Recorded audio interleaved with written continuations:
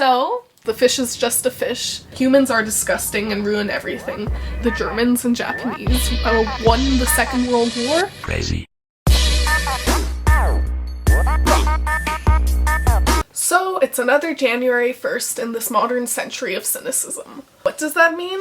It means we herald in a new year of excess and everything except common sense, peace on earth, and vegetables. You know, as a semi-enthusiastic member of this, let's face it, damn generation, I felt the need to continue this old and proud tradition of overdoing everything and overthinking nothing. Here's a review of all 60 books I read this year, in excruciating length. It's kind of weird starting with my least favorite books. I don't really like being mean, online or otherwise. I don't know if I really thought this through. I plead the fifth. You know, one would think as a severely depressed person who sleeps a lot, this book would appeal to me more. And it's definitely like high quality literature. I just find the entire message morally reprehensible and also, well, wrong. I have so much to say about this book. It's the most conservative piece of pure smut I have ever had the misfortune of reading. Look, I know it's unfair to judge a book's values based on standards of our time, especially when it comes to things like sexism, and when the whole book happens to be a book that supposedly pioneered the whole sexual freedom movement for women, but I'm kind of convinced of the argument that, even for the time, this book was annoyingly conservative when it came to women. Like, look. However, it was fun to annotate. I'll give it that. So this book didn't make much of an impression on me. It took place across two different timelines, one of which was interesting, and the other which was the present day one. The first book was fun. This one felt unnecessary. I genuinely don't have any strong feelings about this one. Like, I don't get people who hated it or loved it. Certain scenes were, however, incredibly uncomfortable to listen to on audio, so that's something to make note of. Yeah, I buddy read this with my sister. Like I said, fun. This book is particularly frustrating to me because while looking for the book in preparation to review it, I discovered we do not own it. So either I read a phantom version of Tess of the D'Urbervilles and it's lying somewhere in this house, or it was simply so forgettable that I literally forgot it out of existence. Oops, I guess? Okay, get ready for this one. Pseudo-intellectual, dispassionate man-babbling that tries to pass itself off as some deeper awareness of the world, while just instead being yet another variation of womanhood and all things considered feminine, such as, like, having a frigging conscience being at the root of what's wrong with humanity. Like, at least the Bible and Pandora's Box had a somewhat interesting story. I read this book in the hospital. I don't know if that impacted my feelings about it positively or negatively, but I just thought it was an interesting fact. You know, an amusing anecdote, if you will. God, it's been a year. I like pirates, witches, and mermaids. But I do happen to love M-dashes. If you also love M-dashes, this is the book for you. Dare I say it? I enjoyed the show more. Next. Look, I don't want to call this fun again, but that is basically kind of the section we are in right now. These books were, like, fine for what they are. They just didn't blow me away. I mean, they're fun though, but my favorite part about this book was the cover, but the story was pretty good too. Who is Evelyn Hugo? She's an icon, she's a legend, I am not stealing the Lady Gaga monologue, and she has a chipped tooth. As someone who also has a chipped tooth due to a brief fainting spell, I greatly appreciate the representation. Wheel of Time is like one of those series where I struggle through reading every book until I get to the ending, which so expertly brings all the plot strands together that I end up giving the book 4 stars anyway. I loved the 12 Dancing Princesses fairy tale when I was little, so this book was almost sort of nostalgic for me. It was also really, like, cool, creepy, and gothic. Plus, I do have a signed edition, which I thought was pretty cool. This is the superior fairy book. I haven't read any others, but I have seen those TikToks. They're questionable. That's all I'm gonna say. This book feels like the fantasy version of one of my favorite series, Hitchhiker's Guide to the Galaxy. What can I say? I really love absurdism. Also, it feels kind of conformist to believe the Earth is round, but I'm too snobby to like descend to the level of the flat earthers, so the whole it's the disc on a back of an elephant and after that it's turtles like all the way down thing, yeah, it really speaks to me. I'm well aware that this is a bit of a dude bro fantasy book, but forgive me just this once for being a pick-me, because I actually really enjoyed this one. Anyway, I'm usually pretending I'm the main character when I read the book, so in my mind the Kingkiller Chronicles have a strong female protagonist named Quatha. I had just read Locke, Hobbes and Rousseau for my global politics class, so I felt like oddly ready to write an analysis of the book after reading it. Maybe I will. Maybe I'll do a video essay. At my core, I am a gothic girly. What can I say? I eat that up. Honestly, I still can't believe I managed to read 2 of these in 1 year. Also, how dare Robert Jordan kill off Okay, I love the Earthsea trilogy. It's like old-fashioned fantasy meets philosophical thought, all the while not touting ideas I vehemently disagree with, which is really refreshing in a novel. Surprise! I like the second one even more. Listen, I will always love a story that shows the choosing of balance over extremism and presents it not as like the weak choice, but as the incredibly brave choice it really is, you know? I love this book. Honestly, every book from here on out is one I just really adored. And for the Earthsea trilogy in particular, I really wish I had physical copies of the series. Like, audiobooks are really cool, but you can't scribble your thoughts in the margins for future generations to read and then inevitably sell on eBay. So, this is a pretty difficult Christmas novella that captures the spirit of Christianity almost as well as it captures the absence of it in most Christians. I also read this one in the hospital. It's a pretty quick read. It took me, I think, like 2 hours. This is the perfect story for spooky season. Bradbury is truly a master of taking a premise as simple as good versus evil and adding new emotional dimensions to it simply through, like, just atmosphere. On the whole, this book kind of made me realize that I really need to read Shakespeare, but it was also the first modern dark academia book I read that I actually ended up enjoying, so there is that. Listen, I just think I'm gonna read my favorite poem from this collection out loud and let it speak for itself. So here goes nothing.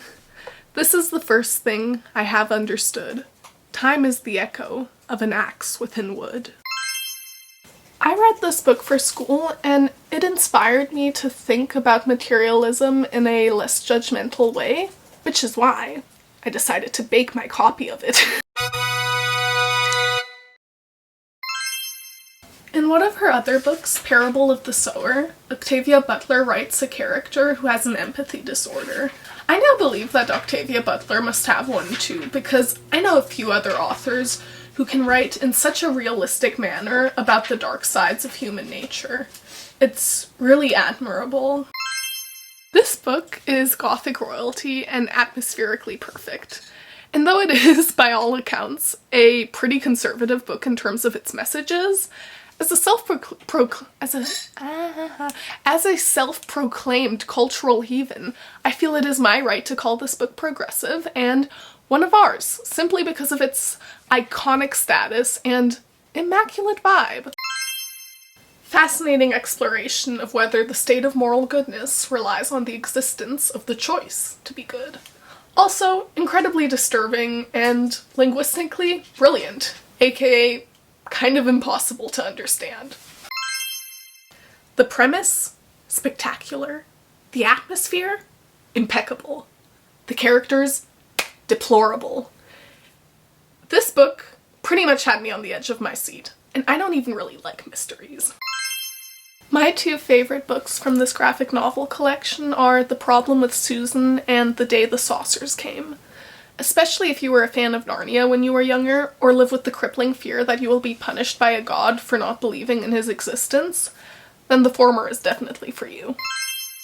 I don't really think I can recommend one of the Sandman books, unless I simply recommend all of them, so let me plead my case. You will never read anything like The Sandman. The sheer philosophical scale of it, the otherworldly art, and the cultural references, as well as the capturing of concepts into godlike figures on page, I mean, this is simply a must-read.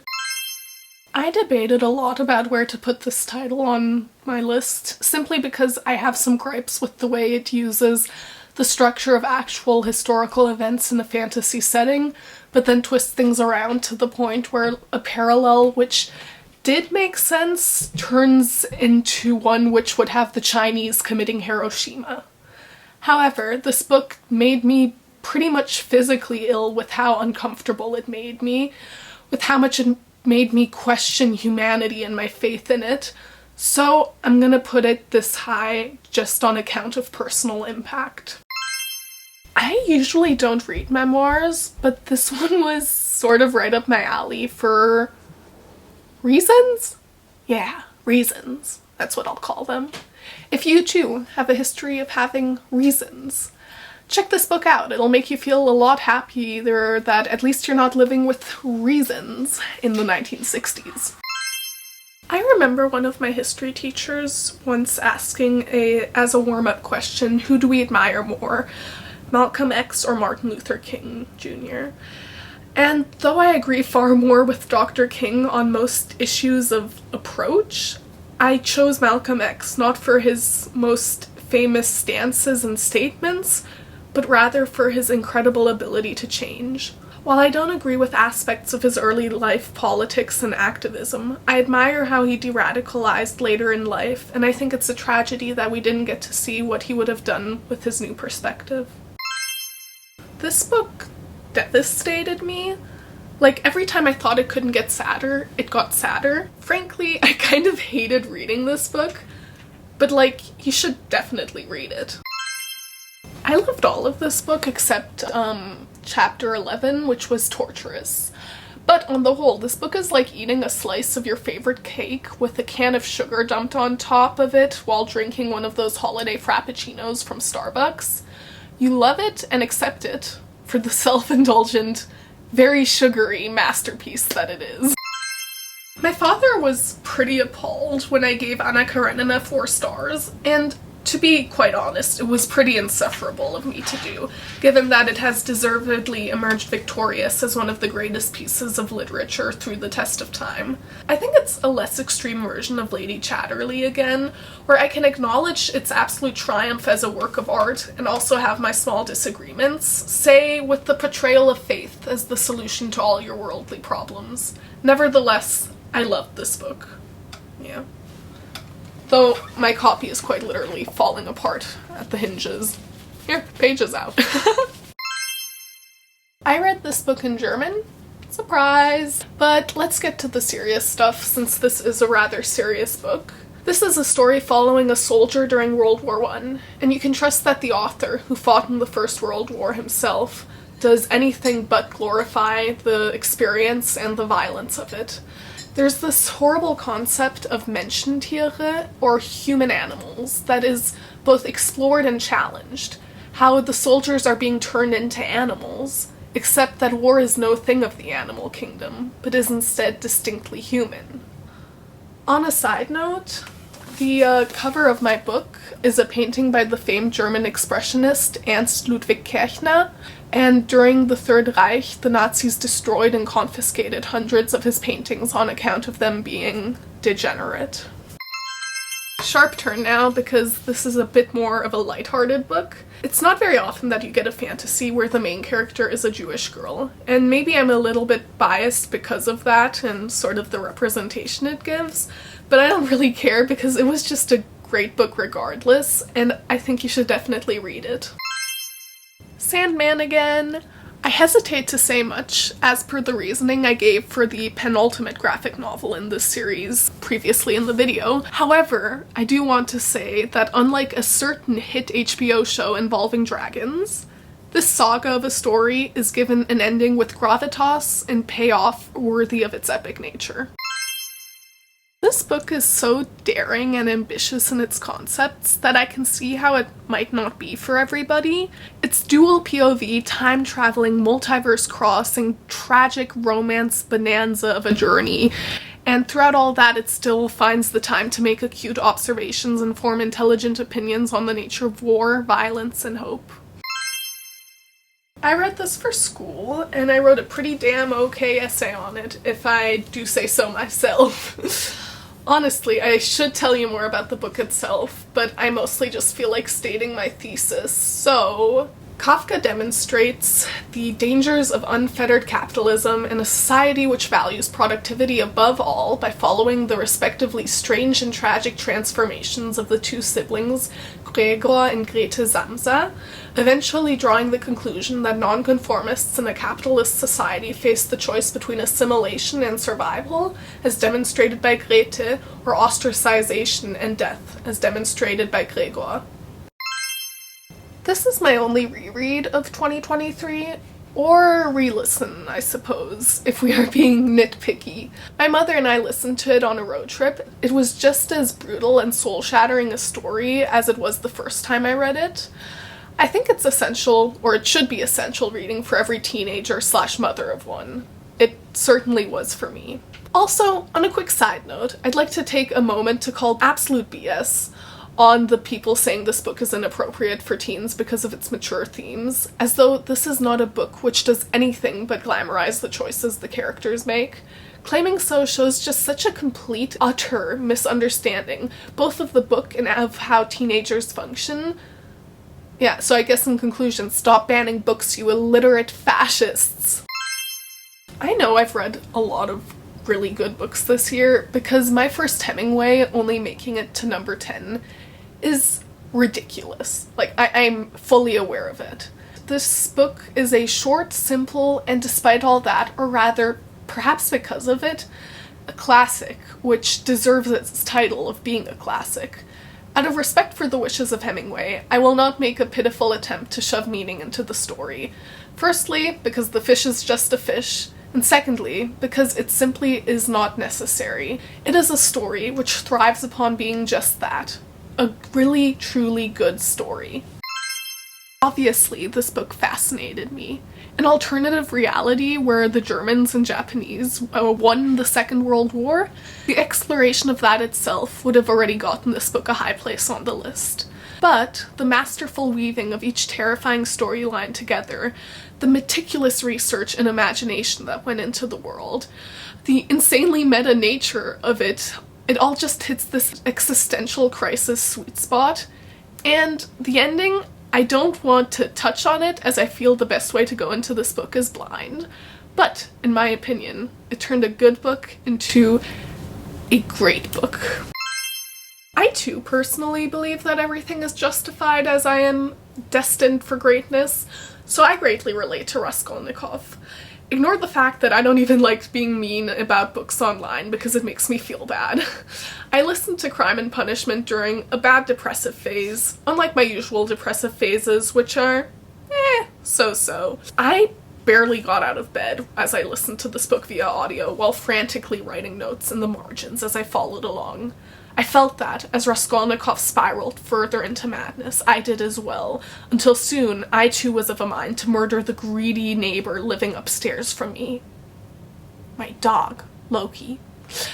But, all jokes aside, brilliant novel. As it was full of existentialism, which I liked, I was able to ignore its fatal flaw, which was, as with most Russian tomes, that everything is solved by faith in God. But who knows, I might just not be there yet. Maybe 8 years in Siberia will do the trick. One of my college application questions was, who is a person outside your family whom you admire? And I answered François Sagan. My exact words were, François Sagan taught me that, even at a young age, one is capable of writing serious literature. Her novel, Bonjour Tristesse, captures beauty, melancholy, and tragedy in a way that I aspire to. This was my book of the summer. I actually have a slightly controversial but completely correct take on this. This book is the only good take on identity politics and wokeness ever. Full end stop, period, conclusion. This book figured it out 23 years ago, and all discussion since then has just been superfluous, as it could all just been solved if everyone read the damn book. Also, to greatly overgeneralize an otherwise very convincing conclusion, the book basically makes the point that humans are disgusting and ruin everything, hence the whole situation in politics and academia, which, for the record, I completely agree with. However, the world is beautiful despite the great human stain, so I guess it's worth sticking around for a while longer. To be completely honest, I feel sort of weird putting this book so high up on the list because I know that nobody will care as much about it as I do. But when I was at this Yiddish books summer camp, we had a lecturer with whom we discussed the definition of a great book. And one of the things that came up was that a great book is both a window and a mirror. For me, most books are windows. That's what I love about them. They create this endless empathy. But reading a book, especially a memoir, which so mirrored my own struggle with mental health, and showing someone who also escaped it through art, that meant a lot to me. I mean, this book broke my 6-year-long no crying over a book streak, last broken by the third Hunger Games book in middle school. So, yeah, 5 out of 5 stars, would recommend to myself and to nobody else. If you haven't caught on by now, there are 3 things you should probably know about me. I am by nature very cynical, I like books, and I love books that can make me feel a glimmer of hope regarding humanity. This was the book for that. It's sort of hard to predict what will become a future classic, but I definitely know what should become one, and it's this book. It deals with timely issues while remaining timeless, which is impressive. Which timely issues, you may ask? Only the one topic that has been at the center of all my thoughts since, like 5th grade? Climate change. Yeah, it's climate change. What else could it possibly be? And yet, though by every rule in the book, this should be an incredibly depressing read, it actually managed to argue against cynicism in a way which I find convincing, not lazy. Unlike certain Russian novels, I love this book almost as much as this book loves books, and I think it's a brave venture into the void, which does not expect to find light on the other side, but rather takes it upon itself to bring the light into it. As Lana Del Rey once said, we must let the light in. People are always talking about how bad war is, but you know what everybody keeps missing? How ridiculously insane it is. Well, everybody except Joseph Heller. The only problem is, well, catch-22. It seems to me that most issues in the world can be boiled down to that. You're damned if you do, damned if you don't. Also, this book confirmed to me what I have been thinking for a long time, which is that I'm not crazy. It's the rest of you nutcases who are. So, yeah. Okay, I can feel your presumptions about me forming as I speak. Ah, she's one of those girls.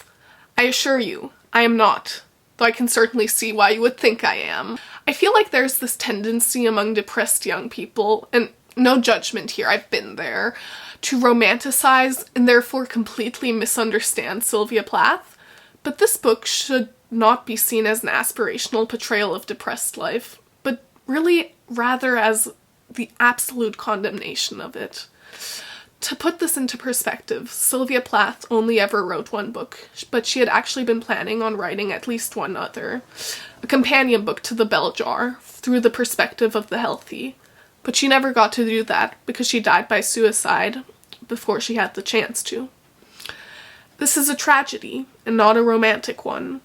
The Bell Jar is a world storm, a furious accusation against man for the suffering he has caused the ill woman, a replication built through words of the ill mind, and an ending in hope that yet acknowledges the nature of illness, the nature of the Bell Jar. It is always a looming, forever present threat. This, to me, is a nearly perfect novel. Before I reveal my favorite novel of 2023, I have some final words to say. There's so much that goes unsaid when you rank 60 different books in one video. But, nevertheless, without further ado, we are at the end of our journey, and I am delighted to present to you not just my favorite book of 2023, but my favorite book of all time, and my 17 solitary years of reading. In the long, glorious, and brutal history of empires, it has always seemed inevitable that as each great state rose to power, it should subsequently fall again when their time had come.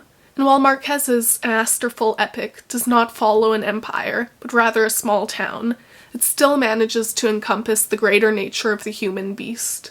In that vein, this is not a story about one family and its troubles, but a story of humanity in all its faults, flaws, and failures, a task it is only able to accomplish through the fantastical elements of its magical realism genre, and the genius of Marquez's storytelling. If I had to call one book the book of my generation, I would declare 100 Years of Solitude to be that book, despite it having been written many decades before our time. We were born into a world over which the collapse of a great empire looms.